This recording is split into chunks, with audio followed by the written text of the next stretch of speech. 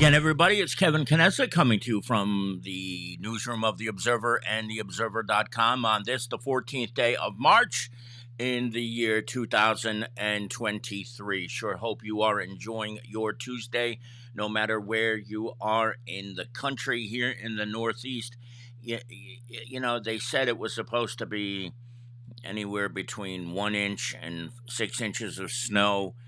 These journalists who go absolutely crazy, these news reporters who go way overboard with their predictions. The only one we really listen to anymore at all, in fact, is Tony Mondero of the Harrison Weather Center. And he basically said this was a crapshoot anyway. So that's basically what it's turned out to be, with very, very, very little by way of snow on the ground today, but it's still pretty chilly and it's wet. I hope you're enjoying the day, no matter where you are, and you are in good spirits at the very least. Now, as you do each and every Tuesday, you welcome me into your home so that I can bring you this week's newspaper. And before I get into a lot of what's in the paper, I want to say good morning or good afternoon, of course, to Melanie Ryan, who is watching us, and anybody else who may be watching us live here in the area. And tell you a quick story. I'm going to be a little selfish here because I love Lonnie Bunch. Lonnie Bunch is the secretary of the Smithsonian Institute in Washington, D.C. But if you have never met Lonnie, you may have read his story in The Observer 1 year ago around this time. He is a Belleville native, and he is the first black secretary of the Smithsonian. And he grew up in Belleville on Beach Street, 125 Beach Street in Belleville, to be exact. And next week, on Monday afternoon at noon, that intersection where he grew up as a young man is going to be named Lonnie Bunch Way. And I can't wait to get a chance to see him in person. I interviewed him last year, and he's such a down-to-earth guy. You know, when he when he picked up the phone, he said, "Hey, it's Lonnie Bunch." I said, "Mr. Secretary." He said, "No, Lonnie." You know, one of those real, not into titles or anything. He's not looking to be called Mr. Secretary or anything like that. So they're going to rename this intersection for him in Belleville in a few days, and I'll be over there to cover it, and hopefully we'll be able to get it into the paper next week in time. But I wanted to let anybody know who may be possibly interested, especially for Belleville residents, that that's happening again at noon on Monday of next week. And if you get a chance, pop over and meet this man. He is a fascinating character, and he once told a story to me that has stuck with me, and I first heard it on CBS Sunday. Chip Reed was interviewing him. Chip Reed, the journalist who has been on the map for a long time. And Lonnie Bunch spoke about how growing up black was a very difficult thing in Belleville in the 1960s. It really was. And it was very, very difficult. He was one of the only black families in his neighborhood.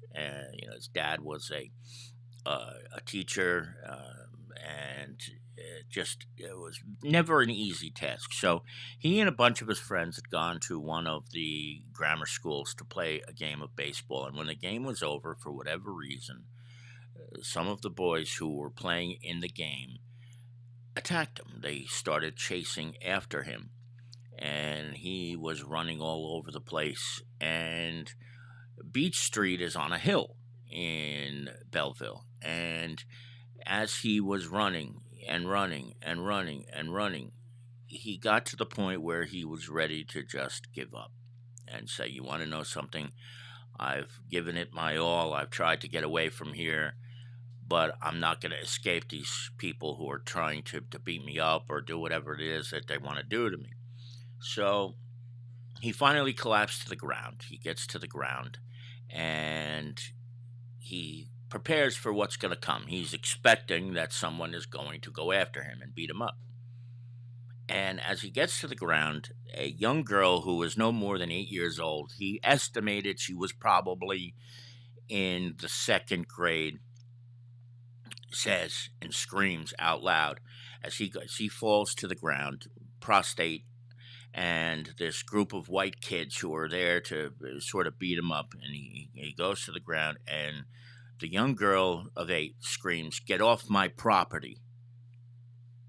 And at that point in time, Lonnie is stunned by this. He hears this incredible message, "Get off my property." He's thinking, all right, I just ran all this way and got to where I am, and now I have to leave the property and really face the music. But the thing was, the young girl wasn't talking to any of the white kids who were there to attack Lonnie. They were telling, I said it again, those white kids weren't telling Lonnie Bunch to get off the property. She was telling the boys who had come to attack Lonnie Bunch to get off her property. And that's exactly what they did. And he wound up not beating them up at all. And Lonnie says that it changed the trajectory of his life because he judged the book by its cover. He presumed that because this was the 60s and the kids were white and he was black and he was in a predominantly white neighborhood, that when they chased after him, they were going to beat him up. But because the girl said no, get off the property, she was protecting him. He realized at that moment that not everybody is what it appears. And he said from that moment on, he never predetermined or prejudged anybody for any reason, because you just never know when somebody might surprise you. And that young girl back in the 1960s absolutely stunned him. And he never saw her again. He never bumped into her again. He didn't know where she went to school or what her name was or where she, well, I guess he knew where she went to school, but he never bumped into her again. And to this day, he wonders if she's still alive and remembers protecting him back in the 1960s. And he says he would love to meet her. So, I just wish there was a way at some point in time that somehow Lonnie Bunch could meet this woman who would probably be in her, I guess her 60s or 70s now. But he told this story so beautifully, and it stuck with me for many, many, many, many years. And he's gone on to do incredible things in the United States of America. He really has. He is a wonderful man too. I mean, he's just such a down to earth guy. Look him up if you can. Search Lonnie Bunch, Lonnie Bunch, common spelling, on YouTube, and you'll find a lot of things about him. And I really, really enjoyed getting to interview him, and very, very much looking forward to seeing him on a Monday of next week. So as we move on, Shrek the Musical is coming to Kearny High School this weekend, and I just popped that on the screen for you to see because it will take place in the auditorium the 16th, 17th, and 18th at 7 p.m. at the Kearny High Auditorium again. So if you don't have plans, make plans to go. If you have plans, make sure you're there. Tickets are $8 for students and senior citizens, and general admission is $10. Ron Lear, my colleague, wrote a preview this week, and he had an opportunity to speak to Kathy Estrella and to Millie and to some of the cast members who are involved, and they have put hours upon hours upon hours of work into preparing this program. So it will be phenomenal. It really will. And the kids have put so much time into practicing the music. It's going to be a wonderful experience for everybody. So I can't encourage you all enough to go. And it's again this weekend, the 16th through the 18th, 7 o'clock at the auditorium at Kearny High School. And anything Millie puts together or anything that Kathy Estrella puts together is going to be a good experience. And especially now because, they really haven't had a chance to do too much over the last couple of years with COVID and all that sort of stuff happening. So I hope you'll give it a shot. It's this weekend. It is the show Shrek, and it is at Kearny High School. for 3 days. So do check that out if you get a chance. Lisa sent a text message to me before, and it says, "Love the tie." I am wearing a t shirt today. I'll explain that in a minute. And I have a mini tie here that belongs to Colt. And I'm now wearing it with my t shirt. I had to get that MRI done today. And you have to wear loose fitting clothing. So I wore a t shirt. I have not worn a t shirt out since 1997, probably.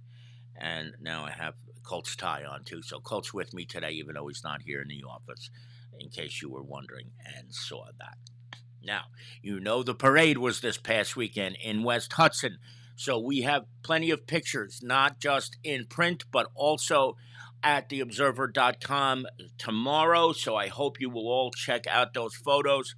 The first parade was in Nutley 2 weeks ago. They put on a phenomenal show there, as they do each and every year. The Nutley Irish Association does a great job putting theirs together. And then, of course, this past weekend, the United Irish Associations of West Hudson put on the parade through Harrison, East Newark, and Kearny, and Jimmy Lawless with Lisa Shalago and, of course, Mary Beth Kennedy as the two deputy grand marshals were finally honored. And we have pictures of all three of the West Hudson honorees in this week's paper, and we'll put some more online as well. So congratulations to all of them.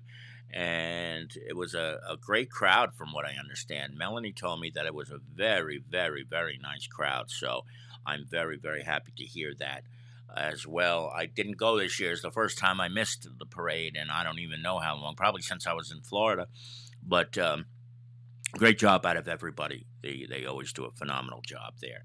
I say hello to my Aunt Annie Troy, who is hanging out in Red Bank, a very, very snowy Red Bank, right? It's really like stormy over there. Or was it earlier, Annie? I don't know. I don't know. That's what I was hearing, that there was a lot of snow on the ground. Maybe I don't know. Maybe I don't know anything, but let me know. I hope you're doing okay. I miss you, and I love you very much. Now, believe it or not, that's going to do it for the news section of this week's program. But I do want to remind you that there are 2 pages of classifieds. So do check out those 2 pages of classifieds. If you're looking for a job, if you're looking for a place to live, there's plenty of opportunities that you will find there. She says it's not bad now in Red Bank, so that's good, because this was supposed to be a bad one. This was really supposed to be a bad one, but Tony Mondero didn't say that it was going to be a bad one, and Tony's always right. Tony always gets the forecast right. Always listen to Tony, please. Always remember that. Listen to Tony. But we'll see what happens the rest of the day, but stay warm, everybody. But don't forget, check out those classifieds when you get a chance. Annie says, no snow on the ground. Wow, no snow on the ground in good old Red Bank, New Jersey. Okay. All right, that's interesting, to say the very least. I'm glad to hear. We got a little bit of snow here in the West Hudson area, but it didn't even stick. Like it was basically like white rain. That's basically what nothing stuck on any of the cars or any of the roads or anything like that. But it's still like really, really chilly today, to the point where I'm like nippy right now, and I'm wearing gloves, as you can see, and I'm probably going to put my coat on in a minute. Even though the heat's on and it feels good in here, it's still cold. Don't forget, 1 week in a week, Lonnie Bunch in Belleville. That's Monday at noon. Come by if you get a chance. Stop over. Again, congratulations to all the honorees of both the Nutley Parade and to the West Hudson Parade. Annie says she misses reading the Observer, but you don't need to miss reading the Observer, Aunt Annie Troy, because you can go to theobserver.com and read it every single day of your life. And you've been watching the video every week too, since for the last couple of weeks. So as long as you watch the video, we'll get you online, and you can do it that way, which will be a great way to augment the print product, which is available once a week, but every day online. That's going to do it. Want to thank each and every one of you for joining me, logging on. Don't forget, by the way, I'm about to sign off, but you see this little square here in the corner that I'm moving and bouncing up and down? You can scan that with your phone and join me on the air and come right on the air live. I probably should have mentioned that earlier because it's a little, I guess it's a little too late by the time anybody says anything or clicks on it, will be done. Eileen Matthew says they got rain too. Yeah, there was a lot of rain, but you can scan this. This code is so cool, and if you're on an Android or if you're on an iPhone, all you have to do is scan it, hit like two things, type in your name, and I'm able to bring you on the air. And we're hoping to do that more often, like a talk show. So you can talk about what you think about topics. Doesn't have to be something we've already discussed. If there's something on your mind, you want to talk about the Mets, you want to talk about politics, you want to talk about anything. We sort of steer away from the politics, but if you want to talk about it, you can. I won't necessarily. But each and every week when we come on the air, don't forget, if you want to become part of the program, all you got to do is scan that thing right there with your phone, and you can come right on the air with us. And that's at any time. We'll pause the broadcast to bring you on if we're in the middle of something, too. So that's really, really cool. But we will be back 1 week from today. And of course, if anything happens during the course of the week, we will join you right here with that information as well. I completely forgot a story. I don't know how I did this. So I'm going to get to it real quick. And that is it's about these SIM cards that Detective John Fabula got off the streets. Good afternoon, Manny. I am feeling much better. Thank you so much. I really, really appreciate it. I'm doing very well. I had the MRI today, and I'm feeling substantially better. And in fact, I probably haven't felt this well in 20 years, to be honest with you. I really mean it when I tell you that, too. I feel so much better now than I did over the last couple of weeks. I think having a TIA was probably the biggest gift I could have ever asked for, even though it was bad at the time. I feel so much better now. And this is just head, I guess. Right? Is that what that is? Right? Yeah, that's funny. Real quick about this story with the SIM card readers. There was over 100 of them found. Detective John Fabula, the Kearny Police Department, arrested 3 people the other day, and these people stole over 100 SIM cards. When you take a SIM card out of a phone and put it into another phone, you're able to access the data off of those phones as if it were your own. And they were able to recover 100 plus SIM cards that were stolen, and I believe the value was like 300,000 altogether in cash and electronics and things of that nature. And 2 of the people have been arrested. One was remanded, awaiting the first appearance at CJP in Jersey City. Another person was released on her own recognizance, and another one is has been issued a warrant and hasn't been arrested yet. But when a detective is able to bring people off the streets and get these electronic devices off the streets, it's a big deal. You don't think about SIM cards as being ID theft or anything of that nature, but it's exactly what it is, really, because when you take those SIM cards and you put it into another phone, you're basically taking over that person's identity and then have access perhaps to their bank accounts, to their passwords, to their phone numbers, and to all sorts of other private information that you wouldn't otherwise have. So John and the Detective Bureau, with the assistance of the Jersey City Police Department, seized over 100 of those cards. 2 were arrested, 1 is behind bars, and 1 more is outstanding right now. So we say to you, Detective John Fabula, well done getting these SIM cards taken off the streets. We say well done putting someone behind bars, and we certainly hope you find the other person and bring her to justice as well, because This was a big collar. Yeah, this is a big collar. And identity theft, my God, it is such a big issue. John and I have been talking about John Fabula and I have been talking about doing a live video, and I hope we can do it soon to talk about identity theft. When I get home most days, I usually watch about an hour or two of um, scams on YouTube. And what these scammers do is unbelievable.